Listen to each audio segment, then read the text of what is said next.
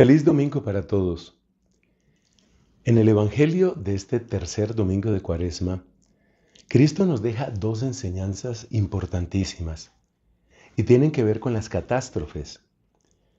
Sabes, cuando sucede una catástrofe, hay la tendencia a asociar tragedia con responsabilidad moral. Algo así como que a la gente le sucede lo que se merece. Y lo que se merecen los que sufren en una catástrofe, pues es básicamente que les vaya mal, que les sucedan cosas malas. Este modo de pensar, que es tan primitivo y que está tan impregnado realmente de magia y de superstición, este modo de pensar no es únicamente de siglos antiquísimos. Recuerda, por ejemplo, cuando sucedió el huracán Katrina, hubo gente que dijo, por los pecados de New Orleans, por eso les ha sucedido esa catástrofe. Algo así como se lo tienen merecido.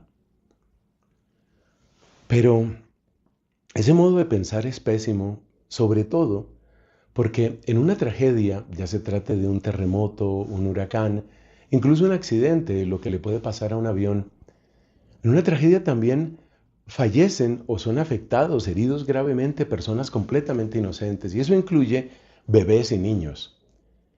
Así que esa manera de pensar es absolutamente insostenible.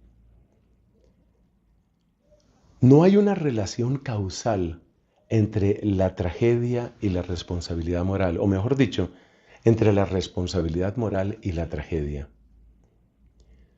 Más bien las tragedias parecen estar gobernadas por otros factores, como lo que a veces llamamos las fuerzas ciegas de la naturaleza, o por leyes estadísticas que es un poco difícil de explicar brevemente en este momento. Lo más importante es que no sigamos con esa asociación mental porque es una durísima injusticia, especialmente con los que sufren. Y eso nos lo muestra Cristo. La segunda parte de la enseñanza que quiero destacar es que Cristo quiere que nuestro interés no esté tanto en esa muerte corporal, en esa muerte que finalmente llegará a cada uno de nosotros. Lo que Cristo quiere no es que nosotros tengamos esa obsesión con la muerte corporal. A él la que más le preocupa es la otra muerte, la que el Apocalipsis llama la segunda muerte, la muerte eterna. Esa es la que más le preocupa a Cristo. Y esa muerte eterna es la que nosotros queremos evitar y podemos evitar dando pasos de conversión. Cuando se murió la hija de Jairo, según cuentan los evangelios, Jairo era un personaje muy importante dentro de la comunidad judía de aquel tiempo. Cuando se murió la niña de ese personaje, pues la gente lloraba, hacía duelo, y Cristo, sin embargo, dijo, la niña no está muerta, la niña está dormida. La gente se burlaba de él, por supuesto, pero lo que Cristo quería enseñar, lo que Cristo quería decir, es que la verdadera muerte, la que debe preocuparnos, es ese romper la relación con Dios, darle la espalda a Dios, apartarnos de Dios. Ese es el camino de la auténtica muerte. La muerte que de verdad nos destruye, la muerte que acaba todo lo que nosotros somos.